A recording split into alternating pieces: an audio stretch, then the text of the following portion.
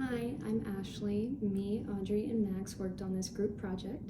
We looked at a data set collected by B'Tselem that includes information about the deaths that have taken place during the Israeli-Palestinian conflict since September of 2000 up until September of 2023, meaning that October 7th data and recent data was not included. B'Tselem investigated each death and cross-checked with other human rights organizations, an IDF spokesperson, and the International Committee of the Red Cross.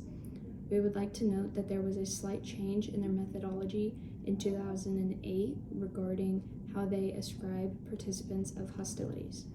We would like to say we do not condone violence. We are just trying to spread awareness as to what is actually going on in that part of the Middle East. The first question we had was, what was the relationship between citizenship and who killed said citizen? This bar graph shows that of the 9,567 entries of data, about 8,750 Palestinians were killed by Israeli security forces and less than 1,000 Israelis were killed by Palestinian civilians. This means that Palestinians are killed at a rate far greater than Israelis. Next, we asked, does gender, being involved in hostilities, and citizenship have any correlation? The dataset has Israeli as a value for being involved in hostilities, so we will just ignore that bias in this graph and just look at the deaths of Palestinians. So, there were almost no hostile female Palestinians among the dead, and roughly half of the males were hostile, with the other half not being hostile, and about 10% being unknown. Then we asked if there was an age group that was more at risk of being killed. We did this by looking at a scatter plot of age, gender, year of death, and citizenship. There was no Israeli deaths recorded after 2014. Between 2006 and 2014, there were fewer deaths amongst Israelis compared to the 2000 to 2006 range. There did not seem to be any relevance to the age and gender of Israelis. Palestinian females seem to have died younger than 15 and older than 30. In 2010, 2015, 2016, and 2020, the deaths were mostly males between 15 to 45 years old. There is a constancy to Palestinian deaths. Lastly, we wanted to see if there was a group of Palestinians that were killed being hostile or not hostile.